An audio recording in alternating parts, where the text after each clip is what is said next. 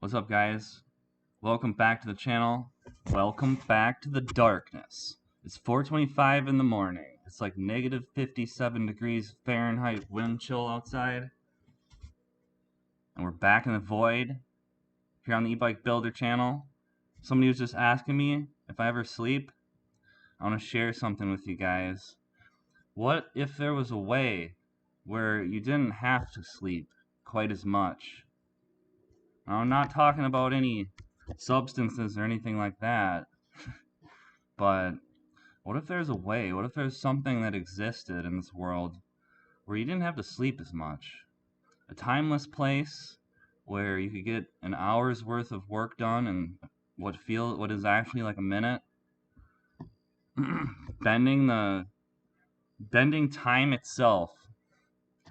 You ever wonder how some people get so much done and then other people, they just kind of like sleep their whole way through life and never really accomplish anything? There's some food for thought. You ever wondered, are there people in this world that can somehow live beyond the average human lifespan? I don't know. Food for thought. Hey, in this video, guys, today I woke up in the middle, like out of nowhere. And then so what I do is I wake up and then there's just like a comment on my phone from YouTube. And then sometimes it's just when you wake up in the middle of the night and then you get this comment, it's like, I gotta make a video and we need to just like get this out of my system. So in this video, we're gonna be talking about mid-drives versus hub motors. This is the one video to rule them all. Alright, so this is like the last video I'm gonna do on this subject. I'm just gonna talk through the whole thing in this video, and I'm making a tea right now because I'm gonna need it. And I got 3 tea bags in there, and we're gonna steep it for like a while here, 5 minutes at least. So let's get started. We're gonna talk about mid-drives versus hub motors. It's a popular topic in the e-bike world. I like to use this this Google AI thing to think through things and come to new understandings. We have to be willing to reconsider what we believe. We have to be willing to reconsider our beliefs and entertain thoughts that we don't necessarily accept. So we're going to talk about this. It's a very polarizing issue. There are people on both sides that are very opinionated. On one side, we have Johnny Nerdout, the mid-drive enthusiast, a mid-drive fanboy, dare I say.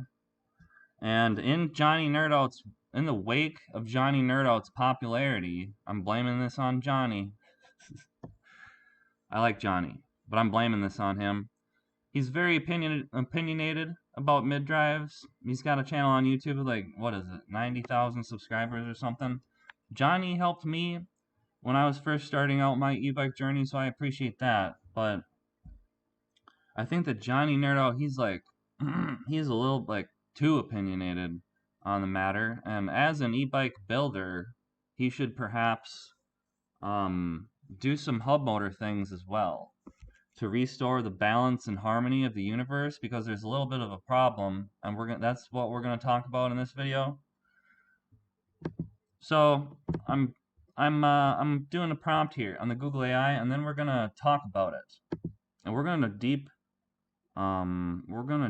research it. Is what we're gonna do. It's gonna be a research. And so right here, I've started out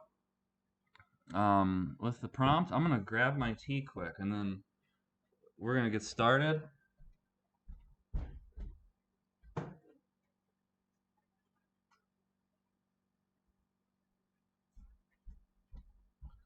So I don't know if you can see it, but I've got 3 tea bags in here. We got Uncle Lee's tea. It's from China. Exactly where all of the e-bike motors are from. And we're just gonna bust this open here. Oh, it's dribbling all over, boys. Let's not get it on the laptop. There we go. I quit drinking coffee because coffee is like this anxious, jittery energy. And I've been drinking green tea and spilling it all over the place lately, but it's all good. Ooh, it's nice and warm, and it's like warming me up here. Alright, so you guys better make some tea or something too, because this is going to take a while. And Susan might not like this one, but I promise, if you stick with me, we're going to get to the bottom of this, and hopefully you'll have a better understanding of mid-drives versus hub motors. So I have a YouTube channel, E-Bike Builder, where I build e-bikes and help people learn more about e-bikes and whatnot. I have experimented with both mid-drive motors and hub motors. I started out with mid-drive motors because I saw how opinionated Johnny Nerdout was regarding the issue. He holds a very strong opinion that mid-drives are superior in every aspect and regard as compared to hub motors. So I was influenced by his opinion, and that's how I started out. I started out with a BBSHD motor, and shortly after that, I also got a BBSO2 motor. I thoroughly explored, let's see, we gotta keep typing here. I thoroughly explored both these motors. I put them both on, third-party aftermarket controllers. That's something that some people don't seem to realize, is that I've already done a BBS HD on 72 volts and on 75 volts. There's like 20S and 21S. So I got the BBS HD going like 40 to 50 miles an hour. That's like old news, all right? And there's a lot of people that, I don't know, like they haven't seen those videos or they don't realize that they exist on my channel. But I already did that, and it's fun. We'll talk about it more. We gotta finish this prompt and get this thing started. So I put them both on third-party aftermarket controllers. Fully explored their potential. So I don't know, like if you have something beyond what I've already done with mid-drives, that would be interesting. Let me know. But like I already played around with it. They're nice, but when I ride my bike, and so this is my opinion and why I don't like mid-drives, is that when I ride my bike, I like to go on long adventures, right? So I don't really drive, like I don't drive my car with the bike in the back. I leave my house on my bike. So that's just how I like to do it. Like I don't like driving cars, it's just annoying. I don't like, whenever I drive drivers, like I just can't handle it, and my life is better when I don't drive and I can just ride my e-bike away from the drivers, because yeah, it's just easier. I like that. I like living the bike life and just like riding my bike everywhere I can. It's kind of like a fun challenge. I like to ride my bike everywhere I can without depending on cars. It's a fun challenge and way to live, right? So the thing about mid-drives that didn't work for me is, so the thing about mid-drives that didn't work for me is they're very vulnerable. They are vulnerable to damage, like physical damage, right? So when you have a mid-drive, like the physical, the physical drivetrain,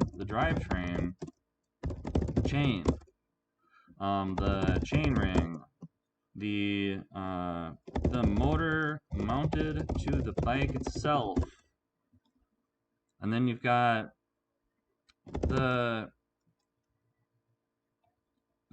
and specifically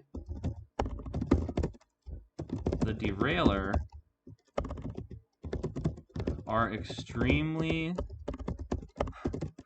vulnerable to damage. I fall down on my bike all the time. Some people are apparently able to navigate the world on their bikes without falling down. They are perfect beings. Right? They never fall down. It apparently isn't an issue for them, right? But I fall down all the time. I drop my bike all the time. And so the derailleur with the mid-drive, like if you drop your bike to the wrong side, or even if like your derailleur gets clipped or something, like you're riding, especially if you ride on trails, which I do a lot of times, like there's a lot of opportunities when you're riding on trails for your bike to get damaged, and that's just the reality of the sport. Mountain biking, like you're gonna fall, you're gonna crash, your bike's gonna get damaged, and you just have to accept that.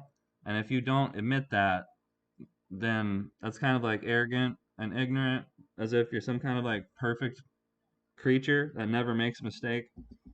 I don't really like those people that have that attitude. Like they're just better than everybody and they never make mistakes and they're just like perfect little children of the heavens above.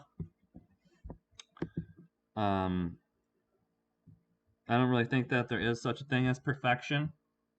So, but yeah, so I drop my bike all the time. Um, and so the thing about it is like the derailleur and the drivetrain are a weak link, right? It's a point of failure. All it takes is one minor mistake and your derailleur breaks off, right? Or, I mean, chains breaking isn't really a huge problem. That's kind of like a misconception with mid-drives, is that chains breaking, like, it's not a big deal.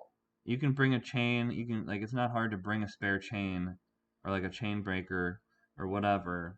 Like the chain breaking, that's kind of a myth. It's not a big problem. Even if you're doing like 4,000 watts, you can still use like a KMC 7-speed chain and it's gonna be fine. Like you just don't want to use the quick link. But like chains breaking, like that's not really the problem. It's more of like the derailleur, or like sometimes like if you have the motors that mount into the bike in the bottom bracket, like if you hit a rock with the motor or something, or if you like like bottom out the motor and hit something, like on trails, these motors that hang down from the bottom bracket, like it's not really that great. Like I don't really like mid drives where you just like bolt them onto the bike anymore and they hang down off of the bike. Like it's just not ideal. It's kind of janky. And people it just kind of looks like a monstrosity, really. Like when you put a BBSHD or like a CYC X1 Pro on a bike, like it's just obviously some kind of like radical modification. And I think in the future, like those CYC X1, like the X1 Pro, like those big mid drives that hang off the bottoms of bikes, like they're just gonna kind of be associated with like illegal modifications and stuff because CYC, um, yeah, I mean it's like they say it's like an e-bike motor, but it's really kind of like a dirt bike. And then you have those bikes like the Bonell MX, where it's the CYC X1 Pro Gen 4, and then you got people like Logan Taylor that bring them out onto Class 1 e-bike trails, and then everybody there knows that it's like you're not pedaling, and that thing only has one sprocket in the back, and it's basically like a throttle dirt bike that looks like a mountain bike, and then people bring it to mountain bike trails and they think that it's okay, and people just don't understand mountain biking and like the community of mountain biking, and they don't understand that to have mountain biking trails, you have to it's like a community based thing where a community like a lot of times a non-profit, a bunch of volunteers have worked decades to get together with cities and public, like public, um like state parks in my case. I mean, it's not easy to establish mountain biking trails, and then when these people take those kind of bikes that are really more of like a dirt bike, and you're not pedaling, and you're not really respecting the sport of mountain biking, and then you get to the, like people that don't understand mountain biking just think they can go rip around on their Benell MX and mountain bike trails, and it's just not a look. It's not a good look, and they don't understand mountain biking enough to understand why it's not a good look. And then Logan Taylor, is just kind of like an arrogant, ignorant doofus that's making it look bad for everybody. So like these mid drives that hang down off of bikes, like I just don't like it anymore. It's janky, right? And it's like I've on trails, I've slammed into things with the motor where it's like when you bottom out and like hit the motor on a rock, um like no matter how good it's mounted to your bike, that force, that impact is still going to travel through the motor up into however you've mounted it onto your bike. And those little like six M6 bolts, like there's two or three M6 bolts, and then that lock ring that holds those mid drives onto the bike. And like when you crash into stuff with the motor, like it just like tends to come loose.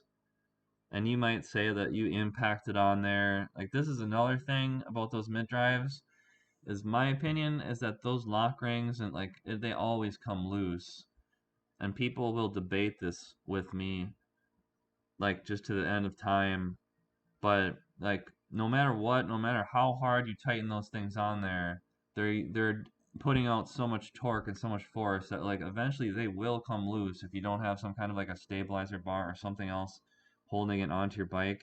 And even when you do that and it's like bolted on there in all of the right ways, like when you crash into things, like those fasteners can still kind of like come loose or get damaged, or like the threads will just get stripped out. Like, and like one of my BBSHDs, like the mount, like it needs to like get those mounting holes like retapped because like I don't know, like just over time, like the threads, the physical threads that hold the motor onto your bike will just like they'll get stripped out eventually. Like if the motor hits things, and just over time, like if the motor starts to come loose at all and you don't catch it immediately, like the threads will get stripped out and like all this stuff. So the thing about mid drives, and going back to like the derailleur and the chains breaking, but like there is a physical element of weakness and vulnerability, a weakest link, right? So it's like you have the motor, but then you also have all of these other things that need to be functioning perfectly. If your derailleur hanger gets bent even like a millimeter or 2 millimeters or something out of whack, the whole thing will go out of whack and the shifting won't be right. Like if you have a mid drive like a BBSHD and you're shifting through different gears with it, like on 48 volts, nominal, normal voltage, um, it's, I don't know, like it's just kind of like the BBSHD, it never, and the BBSO2, it always, they kind of feel like a more like a motorcycle or like a moped or something. Like it always just felt better with the throttle, and you can kind of pedal along while you're throttling, but like it just doesn't feel natural and doesn't look natural, and the Q factor is just goofy, and I don't really like the mid drive motors that mount into the bottom bracket because they're just too wide, and like it pushes the cranks out a little bit. It pushes the chain line out. That's like the main challenge of BBSHD installations, is that you put the motor on there and then it pushes the chain out, and then your chain line's all wacky, and then you have to buy a chain ring that costs like $100 or whatever just to bring the chain line back in there. So like it's more expensive, and there's like these components with mid drives, like your chain ring, the rear cassette, the chain to some extent, like all of your drivetrain with the mid drive, like I don't know. I mean, you kind of have to pay for it, you know, like, and like you gotta keep the chain lubed all the time, or else it's just not working like efficiently. So like you really have to stay on top of bike maintenance with mid drives. You really have to stay on top of maintenance with mid drives. Lubing the chain and not lubing it, but waxing it specifically. Like you have to use wax with mid drives, and if you're not, then you're doing it wrong, and that's just how it is. And there's a lot of like muck off boys and like Trek boys, and they'll tell you that like you got to go to the bike shop and buy some $40 like chain lube, and that's the secret of the universe. But those people are just a bunch of morons that marketing has gotten into their brains, and they can't even think for themselves. And it's just like advertising goes into their brains and then kind of like bounces around in their skull and just bounces right back out their mouth. That's kind of how that works. All you need is paraffin wax mixed with some kind of a solvent that turns it into a liquid, like mineral spirits or like rubbing alcohol kind of work. But so like that physical element of weakness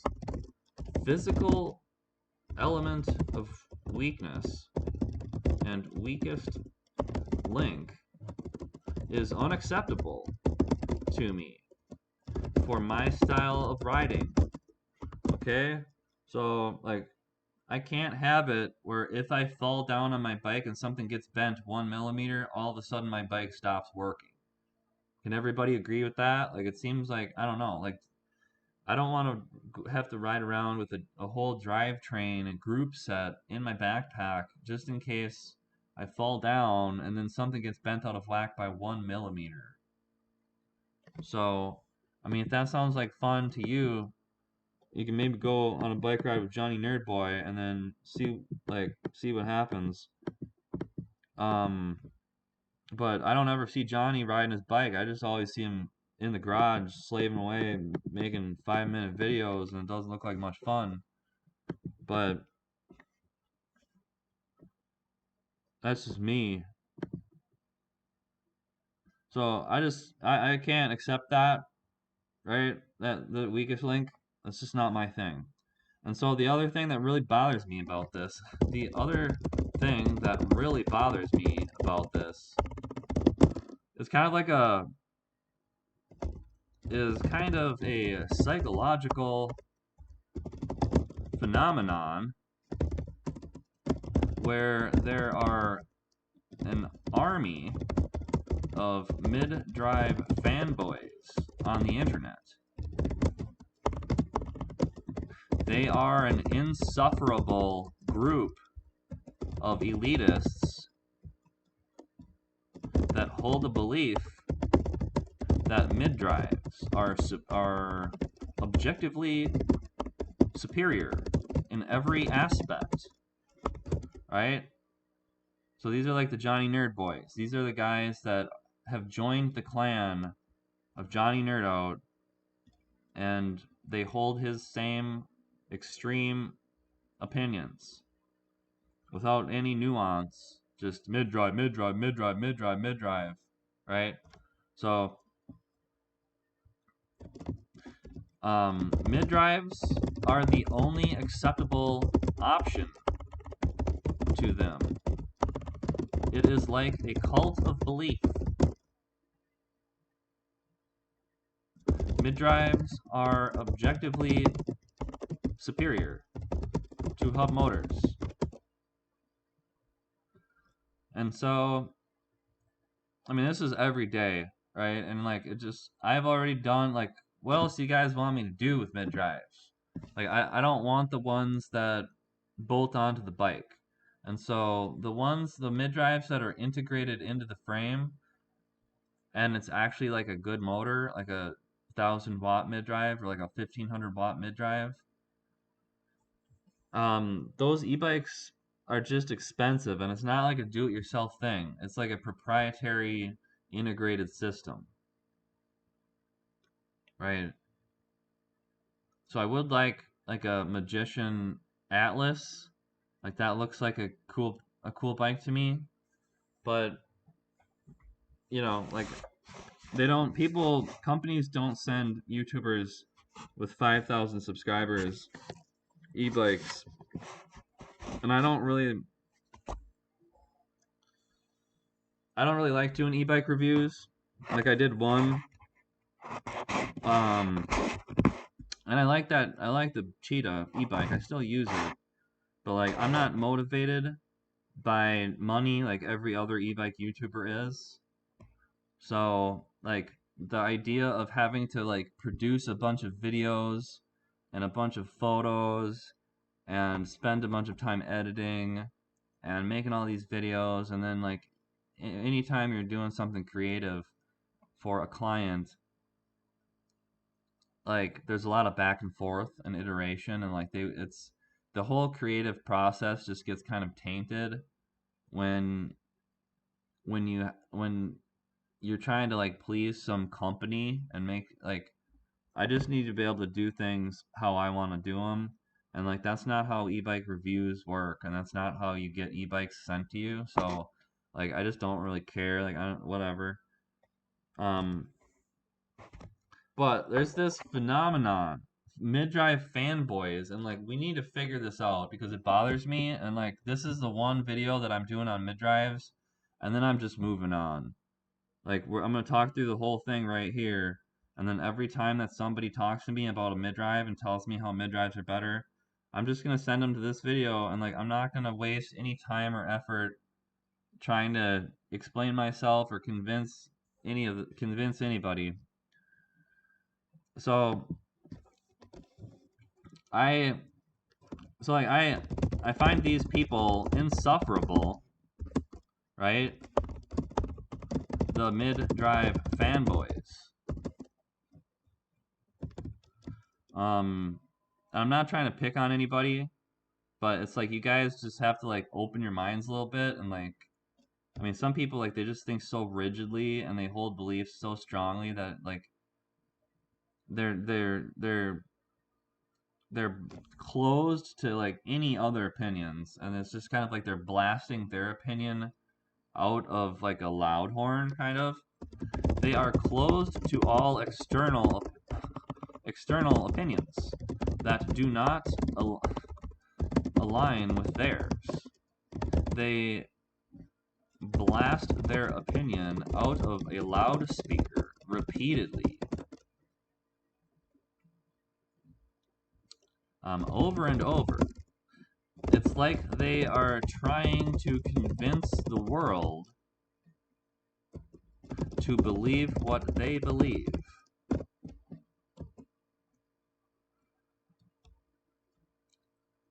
So,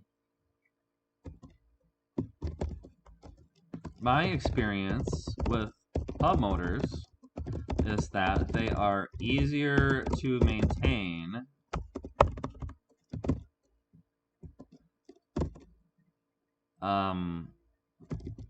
partially because there are less moving parts. I don't like to have to rely on ordering parts from overseas. Right? There's a lot of issues right now with like China and tariffs. So if you have a BBSHD, like those parts, they're made in China, and sure you can like buy them and stock them up in a warehouse like Journey Nerd Boy, but like I just don't like that. Like I don't like the idea that my motor has some part in it that is only produced by some company over in China, even if it's only like $10 or $20 or something on AliExpress. Like I just don't. I don't know. Like it's just not how I want to roll. Like I don't want to have to deal with that, right? And mid drives, like they're more complicated and they take a lot more maintenance. So my experience with hub motors are easier to maintain, less moving parts. I don't have to rely on ordering parts from overseas. My experience with BBSHD and BBSO2 is after a year or two, you need to open it up and do a complete overhaul. So it's like I would say if you've had a BBSHD for like a year or like 2 years or something, like you're gonna have to end up buying probably like $50 or $100 or something or more worth of parts, depending on like if you break anything or whatever. And I mean, if you're pushing it too hard,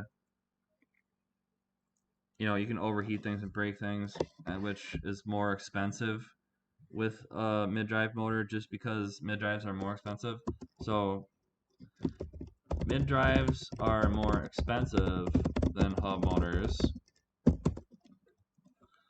The mid-drives that you bolt onto bottom brackets stick down, right? So I just want to get all these points in here that I didn't type in here yet.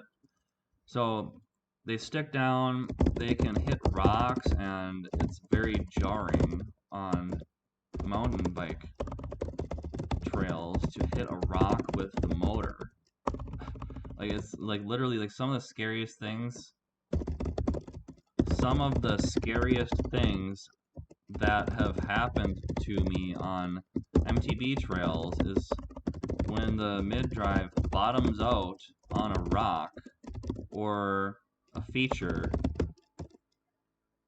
right? So like when you're riding a bike and the wheels are bouncing off of things, like it's not a big problem, but like if a motor slams into something, it is just jarring. Like there's no suspension, right? Like it is just like it is a jarring impact that is not absorbed by your suspension.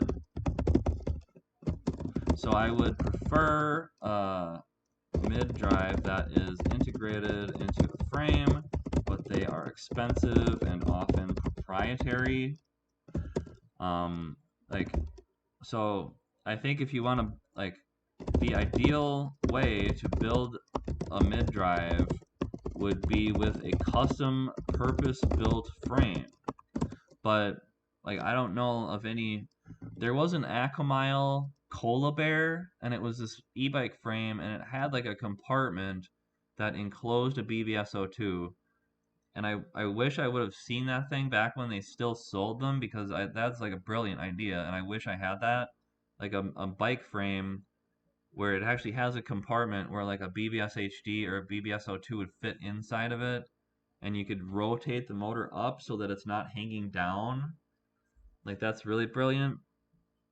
So there's an idea for anybody who wants to design a bike frame that's made specifically for do-it-yourself motor builds. But until then, I don't think they exist.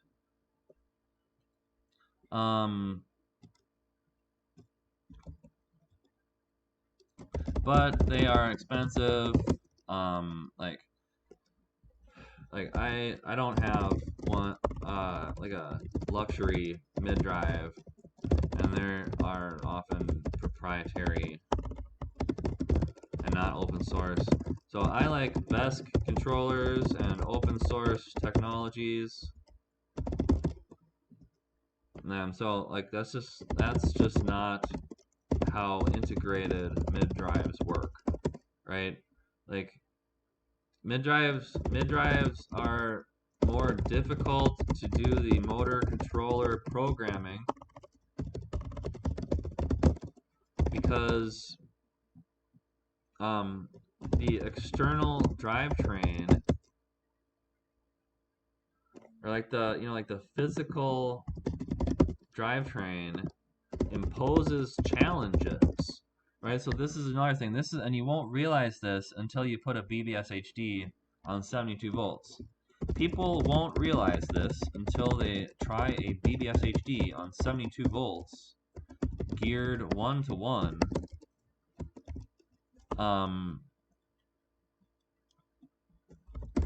But there can be like slack in the drivetrain, right? And it's influenced by like the engagement points of the rear hub. So like if you're just using some random bike wheel and the rear hub is not designed specifically to be heavy duty and for a mid-drive motor, like it's really easy to damage the hub of your wheel. So it's very easy to damage the hub of your wheel with a mid-drive if it's a standard.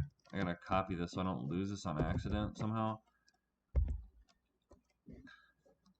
If it's a standard bicycle wheel, mid-drives can damage the hub easily. So that's another thing. Like you can be riding a mid-drive, and if the internals of your wheel's hub get damaged, it's possible that the gears on your rear wheel can start to spin freely, and they won't be engaging the wheel. So like, if you don't have the right kind of a rear wheel that's fairly high quality and designed specifically for mid-drive, and you're using high power and high voltage with the mid-drive, like that can get damaged, the internals of the hub on your wheel. And it's another physical element that can be vulnerable to damage. You won't see it coming. It'll just happen. It'll happen randomly when you are out in the middle of nowhere. And so the mid-drive fanboys like to propose solutions that involve buying fancy things, being a dentist, right?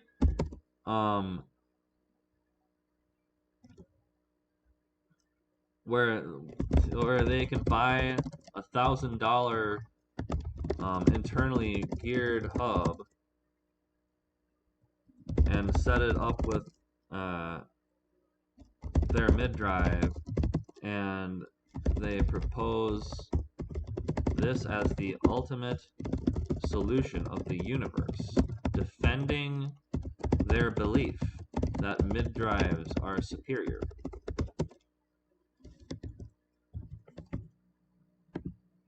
But so some of the most fun I have had with e-bikes is just with cheap, inexpensive hub motors.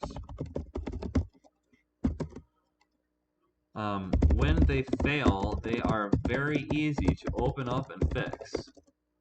It's almost self-explanatory. Like it's like you can just open it up, and through the process of like just tinkering around, you can figure out a hub motor. But like mid-drives, generally speaking, like you're gonna need like some special tools and stuff. Like it's just way more complicated. The other thing about the mid-drives is like you always gotta take it off the bike to work on it usually.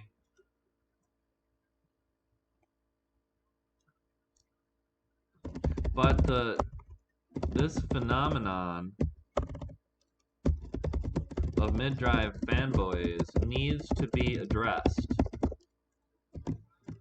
They are constantly in the comments preaching the good word of Johnny Nerdboy.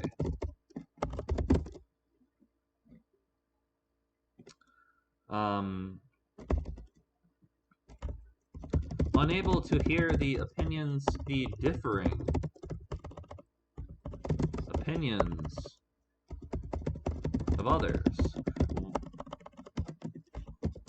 What is it called when someone is completely blind to opinions other than their own? It seems some people are unable to accept it seems like some people are unable to entertain a thought that differs with their own opinion. And they roam the earth, blasting their opinions out of a loudspeaker, trying to convince the masses they are right.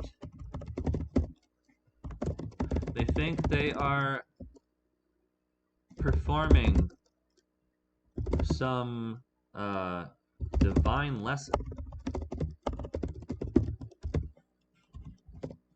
They think they are teaching some divine lesson of the mid-drive, as if it is a law of the universe.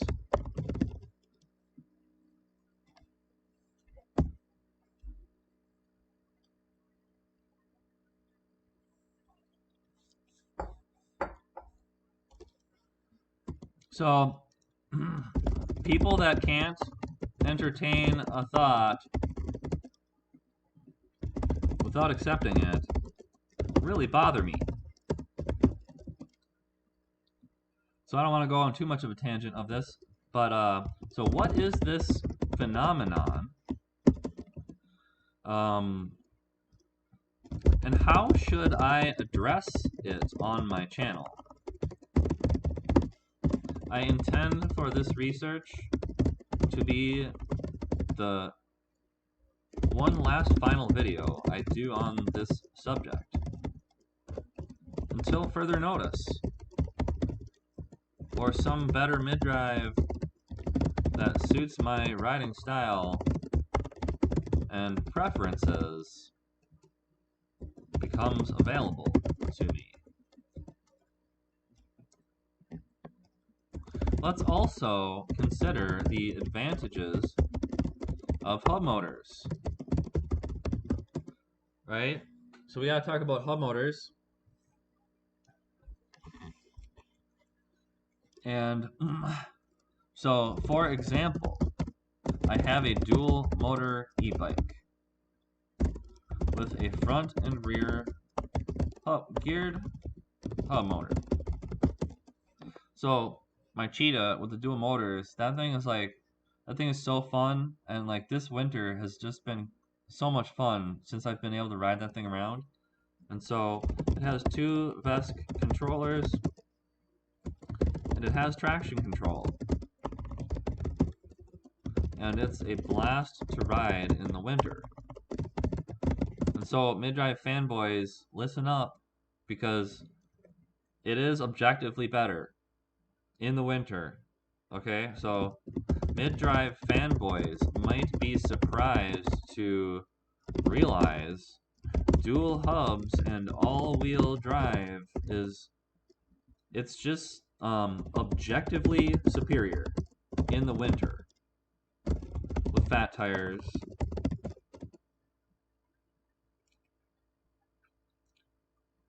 And so the reason it's superior is that you have twice the contact patch, right? So when you have a front motor,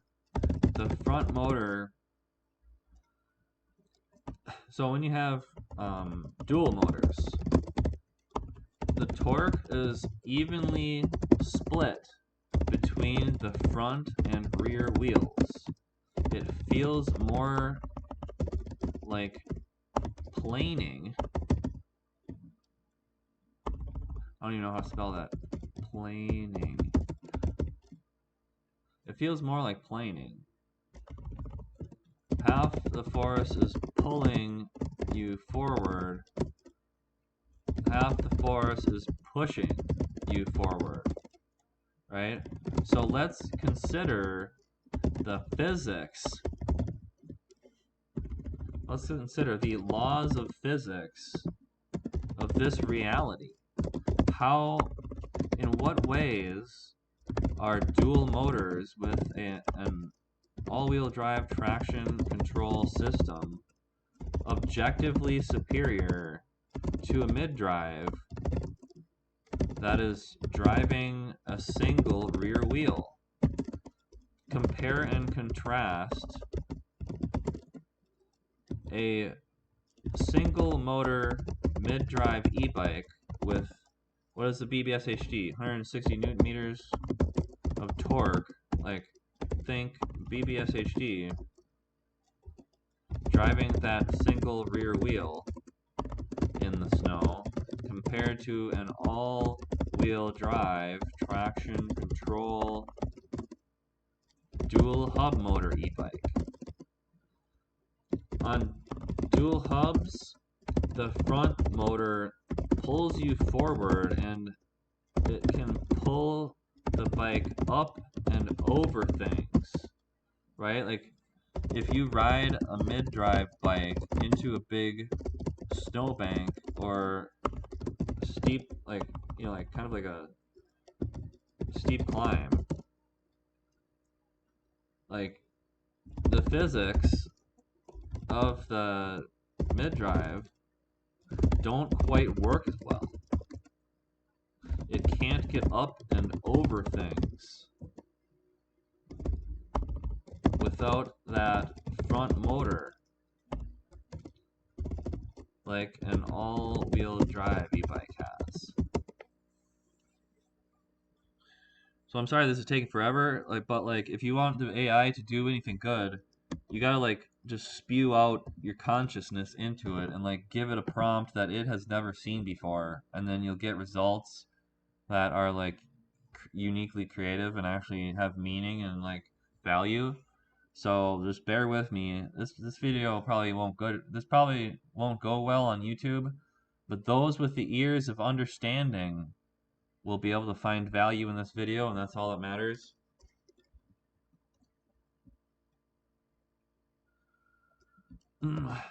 So the other thing about a front motor is it can kind of self-correct.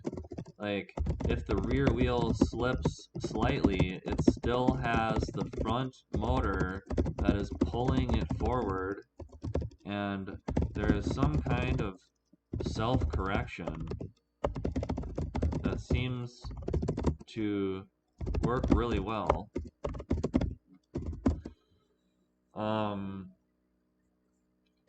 The dual hub motors can get started from a stop much better than a mid-drive.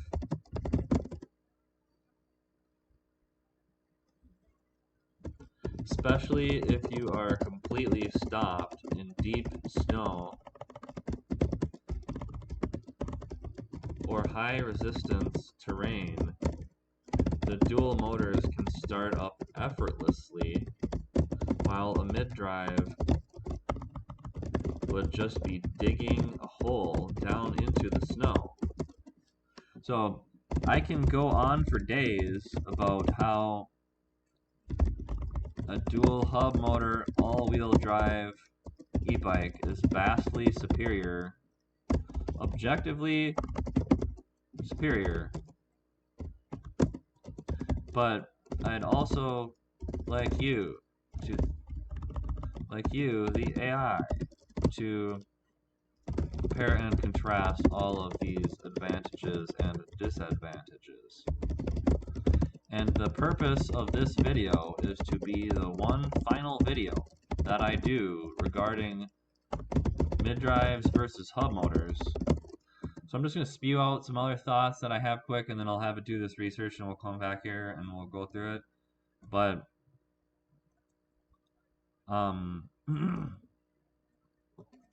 when I ride a hub motor, I don't have to bring as many tools with me. There are less things that can go wrong when I'm riding my bike 25 miles away from home.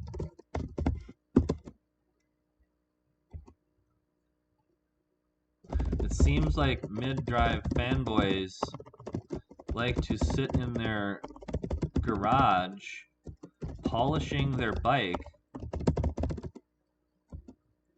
and blasting comments on the internet about how they are better than everything else, attacking people who don't share their beliefs. Whereas I just like to ride my bike and keep it simple. I need it to work and be reliable. I don't want to do a bunch of maintenance every year that requires like a significant overhaul of the motor. What else? The wearable components of a mid-drive can become expensive. You need a special fancy chain ring to fix the offset of the chain line when you use a mid-drive motor that mounts to a bottom bracket. What else? So another thing I have noticed with mid-drives on cheaper bicycle frames is that the entire bike frame can flex. And I mean, I think that those mid-drives are just so powerful that this can happen on like even bikes that aren't like Walmart bikes. Like I just think when you're putting 160 newton meters of torque through like a bicycle frame that wasn't meant for it, like it can flex, and that the gap between the motor and the chainstays can creak. I always have problems with mid-drives creaking. The mid-drive fanboys tell me I'm doing it wrong, but I think it's a thing. Mid-drives are just louder.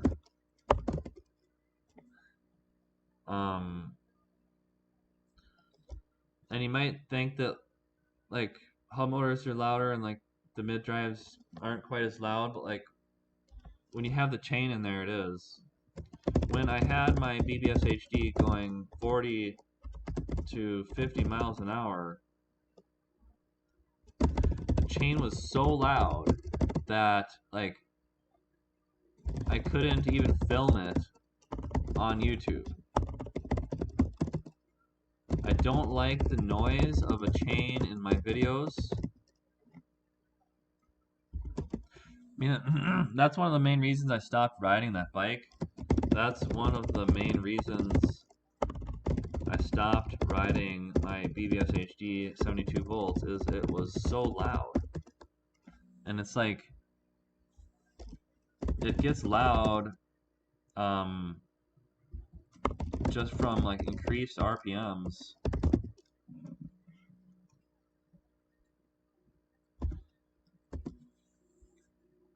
So what else about mid-drives don't I like?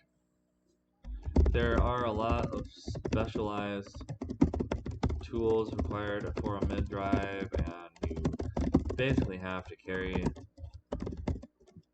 the Pfang wrench with you just in case the lock ring and mounting comes loose while you are riding.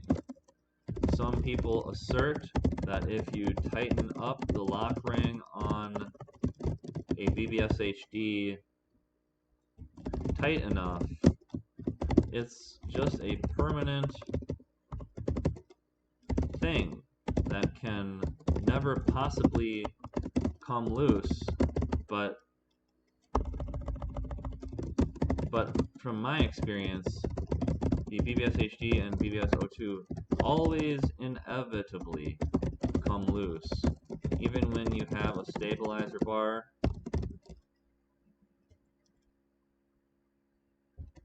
Acting as a giant torque arm for the mid-drive, there is so much force and torque at play, it inevitably comes loose eventually. And the physical threads on your BBSHD and BBSO2 for the mounting system are another example of a tiny physical thing that that is a weakest link that your whole entire setup depends upon. Let's set the record straight for mid-drives. It's, in my opinion, the only people that should be using mid-drives really need a very specific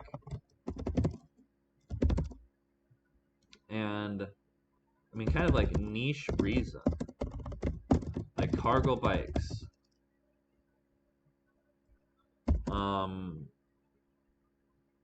I guess like heavier riders, you know, because like if you're heavy, like a 750 watt hub motor isn't going to cut it, and you probably want a mid-drive. So there are some advantages of being able to have one single motor that has twice the torque of a mid-drive. But, so the thing about torque is that it only helps you at extremely low speeds and when you are climbing, etc. But a lot of the time when you are riding, you are not riding at low speeds.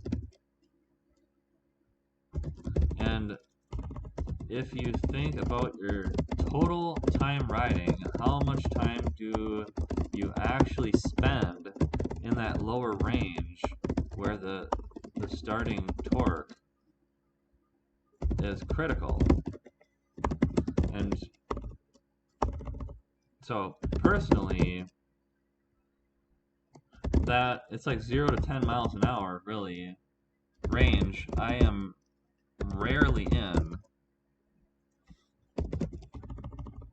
And even if I am on MTB trails going those speeds, I still prefer a hub motor so I don't have to change my bicycle's drivetrain.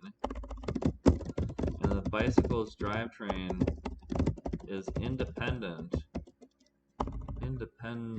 of the motor and e-bike system.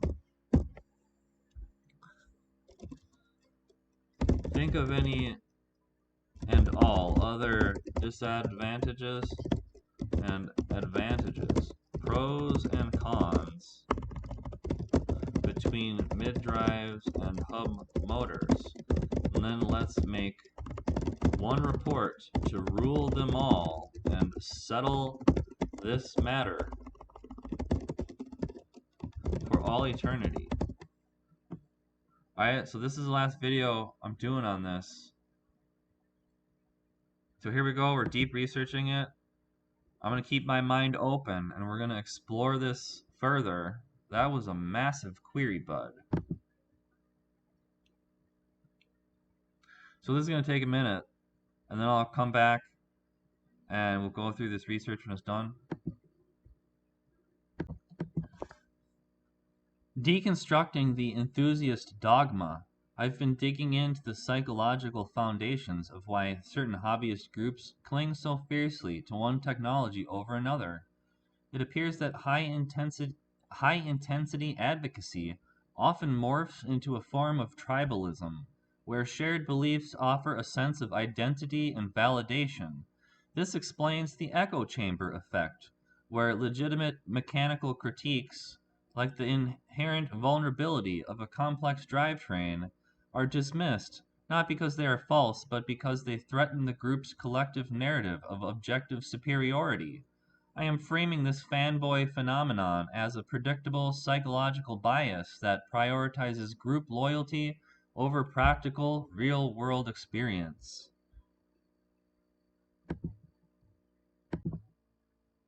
Alright, so I think it's almost done here. Man, that took a while. And this video is already an hour. So unfortunately, YouTube is probably going to suppress this video and like nobody's ever going to see it. So I'd appreciate it if you guys like and subscribe and leave a comment on this one, because it's the most detailed mid-drive e-bike. It's like the e-bike, the mid-drive versus hub motor debate, right? Like you're not going to find this in any other video ever, and if you do, they just copied me. So here we go. This is the dialectics of propulsion, an exhaustive analysis of mid-drive versus dual hub architecture in electric bicycle applications.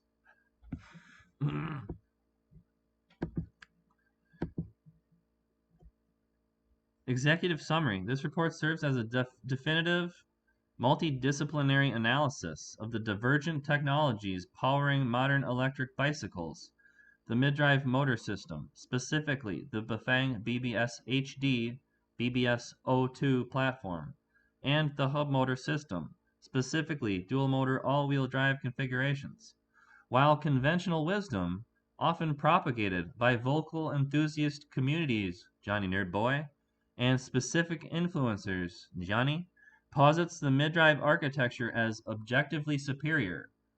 This research challenges that hegemony through the rigorous lenses of mechanical engineering, traction physics, tribology, and behavioral psychology. Where else are you going to find this on the internet? The analysis confirms that while mid-drive systems offer theoretical advantages in torque multiplication via gearing, they introduce critical points of failure: drivetrain vulnerability, maintenance intensity, structural fatigue, that render them suboptimal for specific adventure utility profiles. Conversely, dual hub all-wheel drive systems utilize independent force vectors to provide superior stability in low friction environments, snow, ice, sand, and offer mechanical redundancy that is critical for unassisted exploration in remote environments. Furthermore, the report dissects the sociological phenomenon of technological tribalism to explain the polarized and often hostile discourse surrounding these technologies, offering a framework for understanding why certain technical communities resist empirical evidence that contradicts their group identity.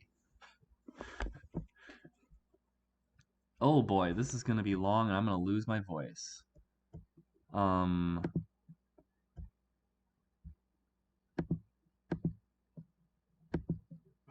We better get started on the audio overview.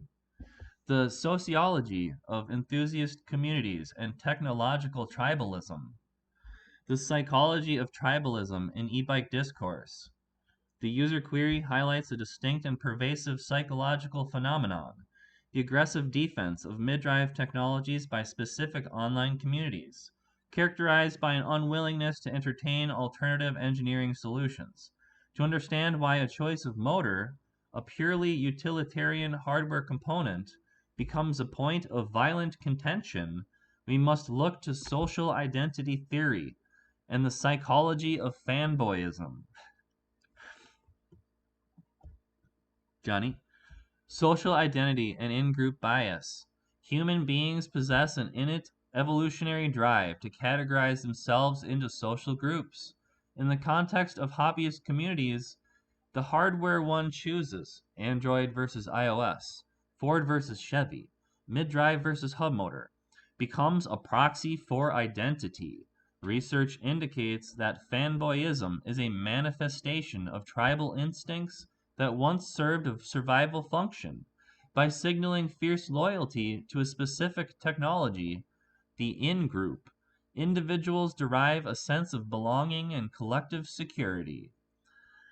In the specific context of the e-bike sphere, the mid-drive tribe creates a self-reinforcing echo chamber.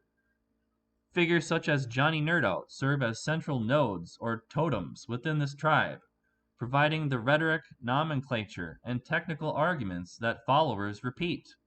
When a user like eBike Builder challenges the supremacy of the mid-drive based on empirical field experience, it is not interpreted merely as a technical disagreement. Rather, it is perceived by the tribe as an attack on their identity, their judgment, and their social standing within the group. This triggers a defensive response known as out-group derogation, where the dissenter is labeled as uninformed or doing it wrong, rather than having a valid alternative use case. Cognitive dissonance and post-purchase rationalization. The economic dimension of this tribalism cannot be understated. Mid-drive systems, particularly high-end setups like the Bafang BBSHD paired with internally geared hubs like a roll-off or high-end cassettes, represent a significant financial investment. A custom mid-drive build often costs double or triple the price of a utilitarian hub motor setup. This high barrier to entry triggers a psychological state known as cognitive dissonance. If the user encounters evidence that a cheaper alternative might perform equally well or better in certain conditions. To resolve this psychological discomfort, the mid-drive enthusiast must aggressively devalue the alternative. The narrative that mid-drives are objectively superior in every aspect becomes a necessary psychological defense mechanism. Admitting that a $300 hub motor could outperform a $1,500 mid-drive setup in deep snow would psychologically invalidate their significant financial and temporal investment. Thus, the elitism observed, often manifesting as suggestions to buy a $1,000 internally geared hub to fix a chainline issue, is a protective shell against buyer's remorse. The complexity of the mid-drive becomes a badge of honor. The maintenance required is reframed not as a flaw, but as evidence of the machine's sophistication, accessible only to the worthy mechanic. Here's the feedback loop of technological tribalism. So there's the social identity formation, confirmation bias, out-group derogation, high sunk cost. This cycle demonstrates how high financial investment and community reinforcement create an echo chamber, leading to the rejection of alternative technologies regardless of objective performance data. And see, guys, I don't like living in an echo chamber where I can only watch one channel on YouTube, and that's the only place that I can go, and then they only post a video that's 5 minutes, like once a month. I like to ride my bike all the time and not get stranded 50 miles from home and have fun. The cult of the expert and authority bias. The reliance on influencers creates a hierarchy where the influencer's preferences are elevated to universal laws. While content creators like Johnny Nerdo provide valuable technical advice for specific conversions, often street legal or light trail riding, the community often strips the nuance from this content. This is known as authority bias. When followers blast their opinion out of a loudspeaker, they are engaging in social signaling. They are demonstrating their allegiance to the expert by repeating his dogmas, specifically the dogma that hub motors are inferior technology. This behavior is problematic because it ignores the context of the engineering. A mid-drive is indeed superior for a lightweight rider on a dry, technical single-track climb where gear reduction is essential. However, blindly applying this logic to a heavy adventure bike in deep snow is a failure of critical thinking.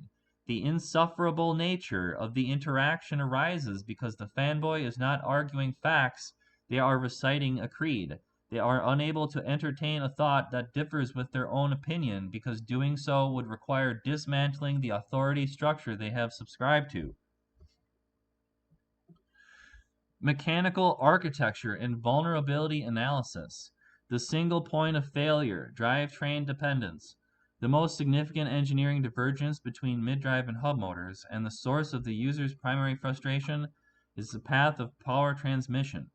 This architectural decision dictates the reliability profile of the entire vehicle. The parasitic load on the chain and cassette. A mid-drive motor transmits its entire power output, often exceeding 1500 watts and 160 newton meters of torque, through the bicycle's standard drivetrain. This includes the chainring, cassette, and the derailleur.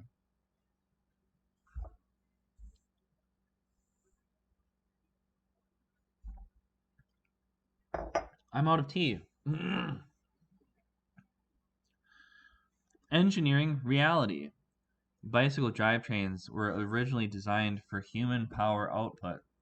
An elite cyclist might sustain 300 to 400 watts with peak torque of 80 to 100 newton meters during a sprint. The vast majority of components, Shimano, SRAM, are engineered with safety factors based on these human limits. The mismatch, a BBSHD operating at 52 volts or 72 volts, places a continuous load on the chain pins and cassette teeth that exceeds their design specifications by a factor of 3 to 5x. Consequences: this results in accelerated chain stretch, elongation of the pitch, shark toothing of cassette gears, and the potential for catastrophic chain snapping.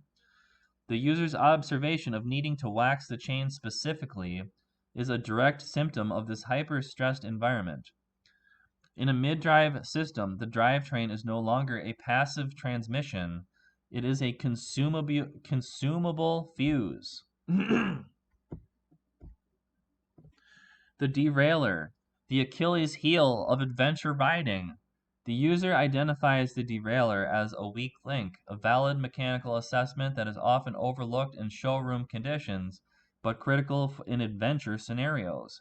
The rear derailleur is a complex, fragile mechanism hanging in a highly vulnerable position, low to the ground and outboard of the frame's silhouette. Physical vulnerability. In adventure riding scenarios, bushwhacking, snow, rocking trails, the derailleur is susceptible to impact damage.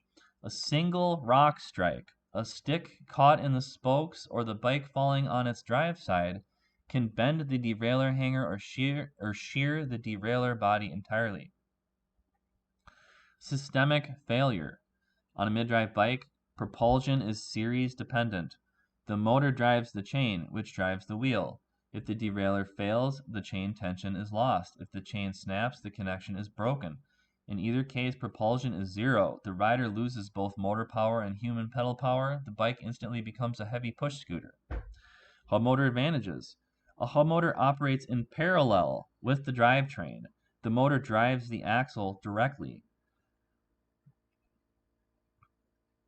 Well, okay.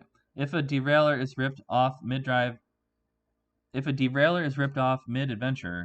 a hub motor user can simply zip tie the loose cable out of the way and use the throttle to return home. This mechanical redundancy is critical for unassisted exploration 25 miles from home, transforming a potential stranding event into a minor inconvenience. So, mid-drive guys, how many times have you had it where you're out there and something happens and it just ruins your day, and it's just one little thing happens all the time on mid-drives. That's all it takes is one little thing, and your day is ruined and you're stuck somewhere. The destruction of rear hub internals. The user correctly identifies a subtle but catastrophic failure mode. The destruction of the rear bicycle hub itself. Mechanism of failure. Standard bicycle free hubs. Whoa, buddy. Whoa, where are we going? Standard bicycle free hubs, the ratcheting mechanism in the rear wheel, use small pawls to engage the hub shell. These pawls are designed for the pulsatile, sinusoidal torque of human pedaling. Mid-drive stress. A powerful mid-drive delivers constant high-torque rotation. Furthermore, the slack or engagement lag in the drivetrain means that when the motor engages, it can slam the pawls against the ratchet ring. Random failure. This shock loading can shatter the hardened steel pawls or crack the free hub body. As the user noted, this failure is often invisible until it happens. One moment the bike is riding, the next the motor spins, the chain spins, but the wheel does not engage. The internal gears spin freely, leaving the rider stranded. This failure is virtually impossible to repair in the field. Structural integrity and mounting physics. The creaking phenomenon and galvanic corrosion. The user reports persistent creaking in BBSO2 HD installations. This is a documented endemic issue resulting from the fundamental design of retrofit mid-drives. So everybody that tells me that I'm doing it wrong, no, you're wrong. Like, this is just how it works. The physics of the interface. The Bafang mid-drives rely on a friction fit secured by a steel lock ring against the bottom bracket shell of the bicycle. When the motor applies 160 newton meters of torque to the chain, Newton's third law dictates that an equal and opposite reaction torque tries to rotate the motor housing against the bicycle frame. Micro movements. Precession. No matter how tight the lock ring is torqued, even using the specialized Bafang wrench, the cyclic loading of pedaling combined with the massive motor torque causes micro movements between the steel motor axle and the aluminum bottom bracket shell. Tribology of failure. These micro movements wear away the anodized layer of the aluminum frame and the paint. This metal-on-metal movement, often exaggerated by the ingress of water and grit, common in adventure riding, creates the creak. So when my bike starts creaking, I can't make YouTube videos, and I have to take my bike apart and hunt down this little creak. And it's always the BBSHD. It's always these mid-drives, and like I just can't handle it. Like I can't deal with it. Like one little piece of dirt or sand gets stuck in, it works itself in between the motor and the frame, and like you have to take the whole thing apart, and like I just don't have time for that. So structural damage. Over time, this can physically deform the bottom bracket shell of the bicycle frame, ovalizing it. Once the frame is ovalized, the motor will never stay tight again. This confirms the user's suspicion that tightening it up is a temporary fix for a systemic design flaw. The stabilizer bar solutions offer transfer this stress to the chainstays, which are designed for vertical compliance, not torsional rigidity, leading to paint damage and potential frame crimping. I usually did the stabilizer bar on the seat tube and not the chainstays. Like either the C tube or the down tube. I always do on the C tube and I bolt it to the C tube, but even then, it still comes loose. Ground clearance and bottoming out. The user notes the jarring impact of the motor hitting rocks. What's going on here? Come on, Brave. Oh my goodness. User notes the jarring impact of the motor hitting rocks. This is a geometric inevitability of bolt-on mid-drives.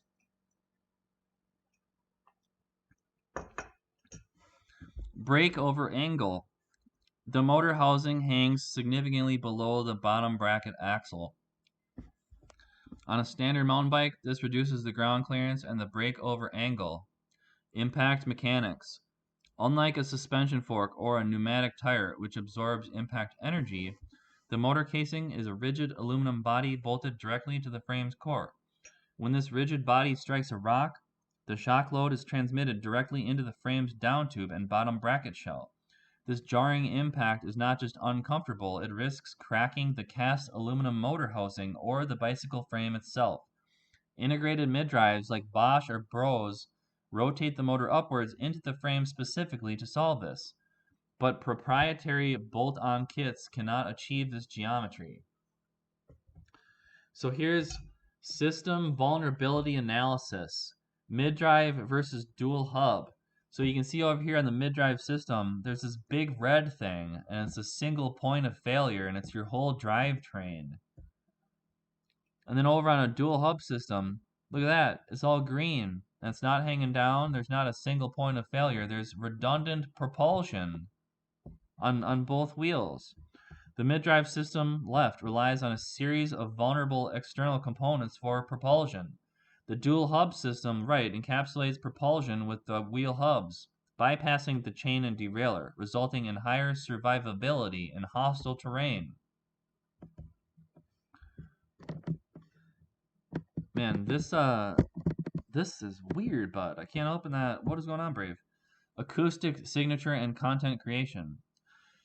The user explicitly mentions that the noise of the BBSHD at high RPMs prevented filming videos. This is a valid operational constraint often ignored in technical comparisons.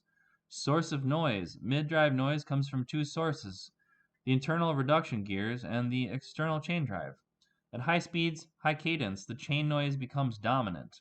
Harmonics. As the chain engages and disengages the chainring and cassette teeth at high frequency, it creates a mechanical whirring noise. This noise is in the frequency range of human speech, making it difficult to filter out in post-production for YouTube videos.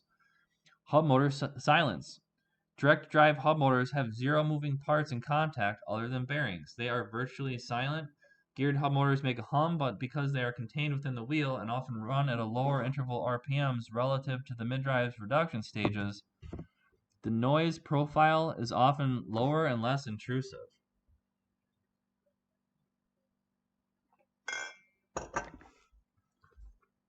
Sorry guys, I gotta chug this drink because I'm like losing my voice doing this, but it has to be done.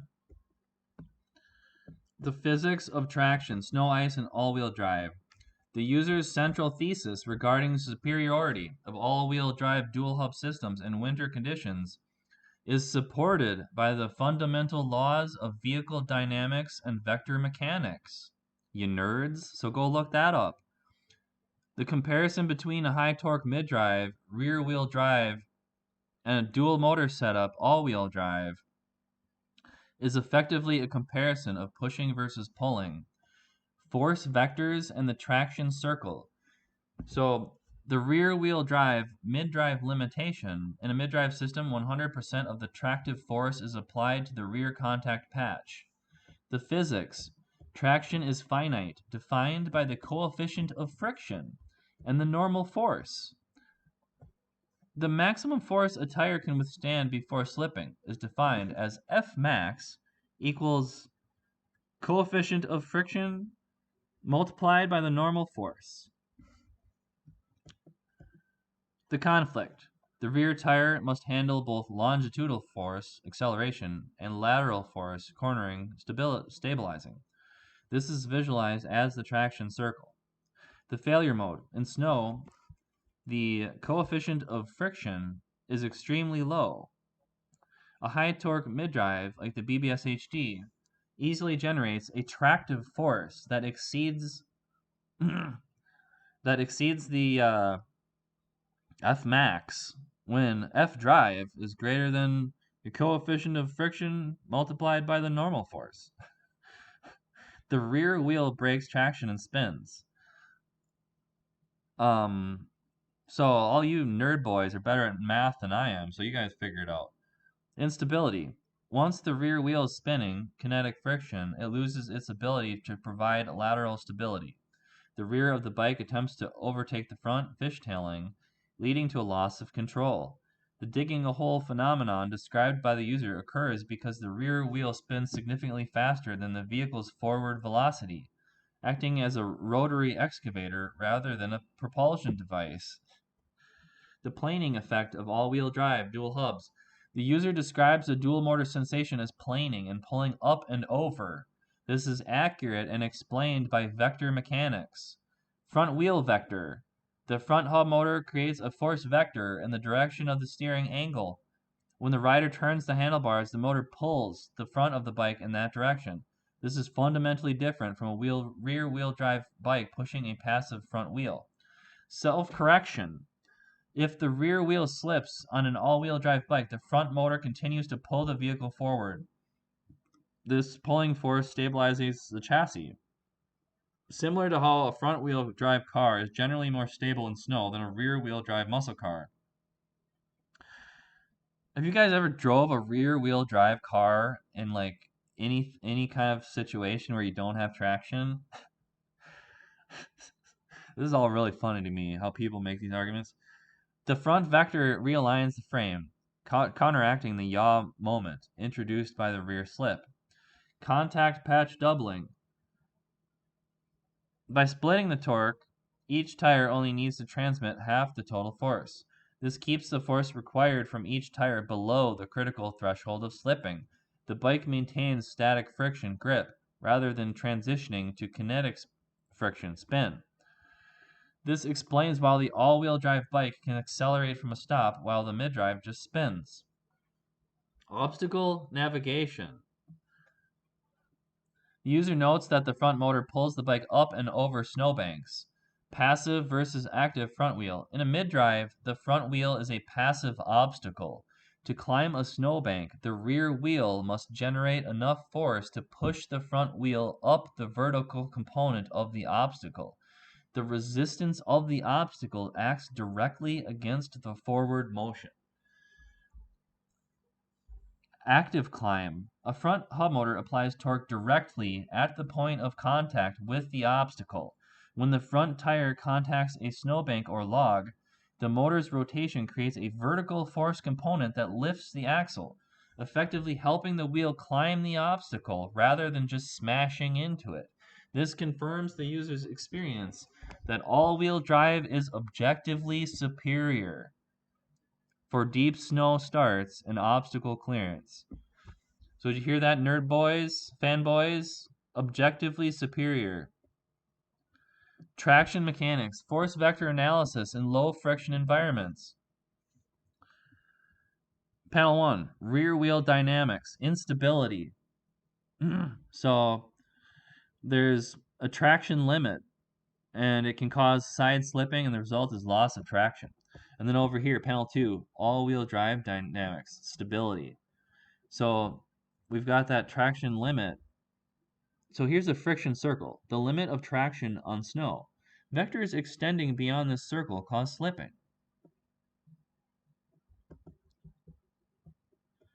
See, so we've got a directional pull up in front. We've got double the traction limit. So we can do controlled turns with all-wheel drive dynamics. But on a rear-wheel drive, you're just going to slip out, fishtail out.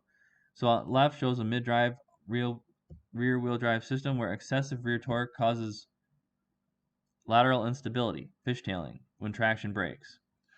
Figure B shows an all-wheel drive system where the front motor vector pulls the vehicle in the steered direction, creating a self-stabilizing effect. The false economy of torque. The mid-drive fanboys often cite torque specs as the ultimate metric of performance. This is a reductive metric. Effective range of torque. As the user noted, massive torque is only critical at extremely low speeds or on incredibly steep gradients. For the vast majority of riding, 10 to 25 miles an hour, the mechanical advantage of the mid-drive's gearing is negligible compared to a properly wound hub motor. The power and speed paradox. Mid-drives are power limited by the gear they are in. If a rider is in a high gear for speed and suddenly hits a hill or deep snow, the motor is mechanically disadvantaged. It creates heat, not motion, until the rider shifts. This shift dependence is a liability in technical terrain where shifting might not be possible. For example, stopped in deep snow. So mid-drive fanboys, how many times do you have, you got to get off your bike all the time and then shift it into a different gear just because you're stopped and you can't shift gears? I don't want to hear about you roll-off boys with your $1,000 hub motors that you can just shift instantly either. Instant torque availability. Hub motors provide instant torque availability regardless of the mechanical gear selected for the pedals. A dual hub setup provides this torque at 2 points of contact, doubling the effective starting force without stressing a chain.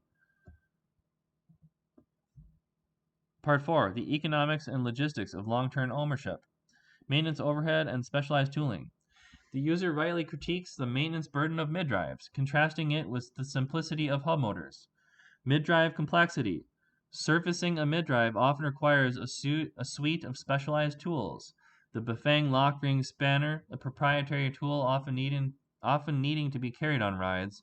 Crank pullers, bottom bracket tools. A field repair for a loose motor often involves removing the crank arm, which is impossible without a heavy puller. I carry around a crank puller when I use my mid-drive. So, hub motor simplicity. A hub motor generally requires a standard wrench and a screwdriver. Opening a hub motor to grease the planetary gears or replace a hall sensor is mechanically simpler than disassembling a mid-drive reduction gear cluster. Parts availability. Hub motors are largely commoditized. A generic controller like a VESC or cheap generic unit can run almost any brushless hub motor. Mid-drives often have integrated controllers like the BBSHD that are potted in resin and proprietary to the form factor. If the internal controller blows on a BBSHD, the user must source a specific replacement part, often from overseas. If an external VESC blows on a hub build, it can be swapped for any generic controller available locally or cheaply online. Oh my goodness, I'm starving. I need something.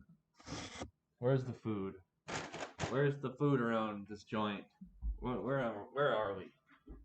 You bubs are just gonna have to hold on. I'm hungry.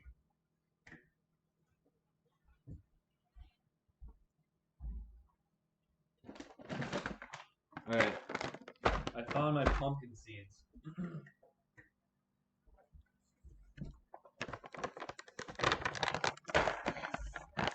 All right.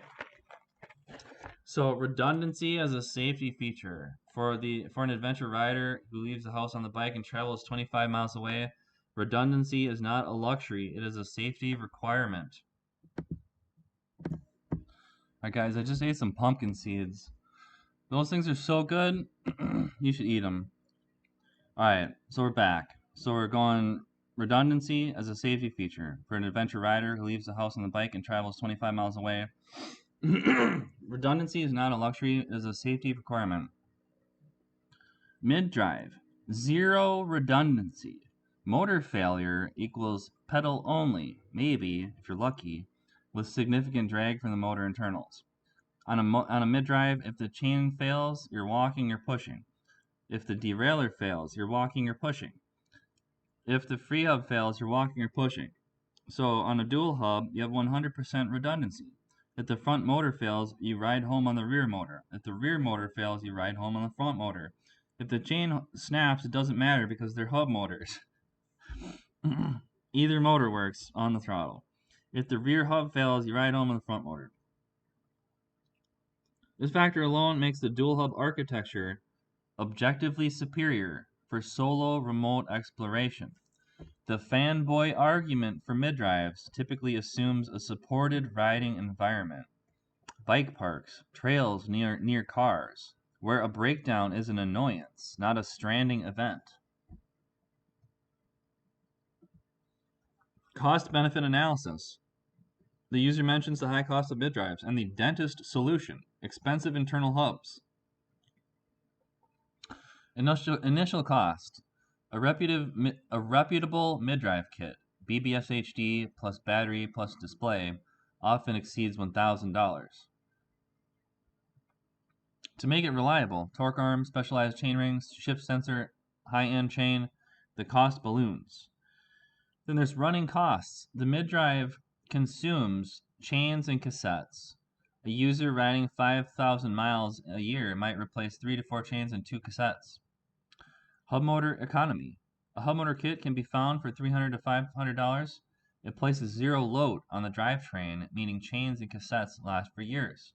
The wearable components are virtually non-existent aside from tires and brake pads, and then also the nylon planetary gears, but they only cost $5 on AliExpress, and you can buy a bunch of those and have them on hand, and it's not even expensive. Part 5. Ooh, this is going to be a fun part. Addressing the fanboy phenomenon, a strategic approach. The user asks, how should I address this on my channel? What is this phenomenon? Based on the psychological analysis in part 1, directly attacking the cult reinforces their defensive tribalism. The most effective strategy for the e-bike builder channel is differentiation through specialization and empirical demonstration. The use case continuum strategy. Instead of framing the debate as better versus worse, which invites tribal conflict, frame it as specialist tool A versus specialist tool B. Concede the niche. Publicly acknowledge that mid-drives are the kings of low-speed technical single-track climbing, the GOAT use case. This disarms the fanboys by validating their core truth. They are right in that specific context. Claim the dominion. Pivot immediately to the overland snow adventure use case, the sled use case. Demonstrate that for reliability, snow traction, and backup redundancy, all-wheel drive hub is the superior tool. The data suggests a quadrant model of e-bike propulsion. In the high traction, high technicality quadrant, dry rock gardens, the mid-drive wins. In the low traction, high reliability quadrant, snow, commuting, adventure, the dual hub wins. By presenting this matrix, the channel moves from opinion to taxonomy. The no-fly zone of physics. Do not debate opinions, demonstrate physics. The fanboys cannot argue with a video showing a mid-drive fishtailing in snow while an all-wheel drive bike drives straight up the bank or straight up the icy sledding hill. Content tactic. Perform a traction test. Tie a heavy sled to the back of a mid-drive bike and an all-wheel drive bike on a snowy field. Measure the pulling force before spin-out. The all-wheel drive will mathematically and visually win due to the doubled contact patch, 2 times Fmax. This proves empirical evidence that silences subjective cult arguments. Addressing the dentist mental model. When commuters propose expensive solutions like roll-off hubs, $1,000 wheels to fix mid-drive flaws, address the economics of vulnerability. The argument: yes, a roll-off hub solves the chainline and breakage issue, but it costs more than my entire all-wheel drive bike. For adventure riding, I prefer a system where I can replace the entire motor for $200 if it fails, rather than protecting a $1,500 jewel. This reframes the debate from performance to field serviceability, a core value of adventure riding. So here's the conclusion. This is the verdict for eternity. The research indicates that the user's transition from mid-drive to dual-hub all-wheel drive is not merely a preference, but a rational engineering evolution driven by a specific demanding use case. Reliability. The dual-hub system eliminates the drivetrain, chain, derailleur, free hub, as a single point of failure, resolving the issue of snapped chains and broken components, which are unacceptable risks for remote, unassisted travel. Physics. In low-friction environments, snow and winter, the vector mechanics of pulling, front-wheel drive, all-wheel drive, and the distribution of torque across 2 contact patches are objectively superior to pushing, providing stability and obstacle climbing capability that mid-drives cannot physically replicate. And then there's the psychology. The mid-drive superiority narrative is a byproduct of tribal identity, authority bias, and sunk cost validation. It is a belief system applicable primarily to technical mountain biking, but falsely extrapolated to all e-bike applications. The final determination. For the specific application of adventure utility and winter overlanding, the dual hub all-wheel drive architecture is the superior technological solution. The vulnerability of the mid-drive drivetrain is an unacceptable risk for remote travel, and its traction disadvantages in snow are physically insurmountable regardless of gearing. The mid-drive fanboy phenomenon should be viewed not as a technical critique, but as a sociological defense mechanism of a specific subculture. There you go. That is it. So that's it. I'm sick of mid-drives. I don't want to deal with it. I don't plan on doing it again anytime soon. Unless I have some specific reason. And if you're going to get a mid-drive, you really need a specific reason. Otherwise, you might as well just get a hub motor. And that's kind of my opinion. And thanks for watching this video. I appreciate it. Like and subscribe. Leave a comment in the comments, all you mid-drive fanboys. Oh, I bet you will. I bet you already did. I bet you didn't even get through a few minutes of this video before you left your comment in the comments. But all those comments, I embrace them because their engagement on YouTube, the likes and subscribes and the comments that you're all going to do right now, because I just spent 2 hours doing the ultimate hub mid-drive versus hub motors debate video that proves Johnny Nerd Boy wrong forever, for all of eternity. So I'm just kidding, Johnny. I love you. Thanks to Johnny Nerd Out for helping me start out and learn how to build an e-bike. I watched his videos and I was inspired by Johnny Nerd Out. So I'm just really kidding, Johnny. I think Johnny's pretty cool. I like playing around and tease him. So I hope that Johnny doesn't get all riled up. So I encourage constructive debate in the comments. And I used AI to do this, so the AI might be right, the AI might be wrong. But there's a difference between the AI making mistakes and me just reading it. It's not my mistake. So yeah, I don't care. Point out mistakes, constructive criticism. Let me know how your mid-drive is still better. I love to hear those comments.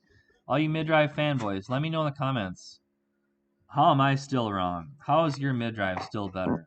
How are you still superior? Thanks for watching. Like and subscribe. See you guys next time on the E-Bike Builder channel. Peace out. Thanks for watching.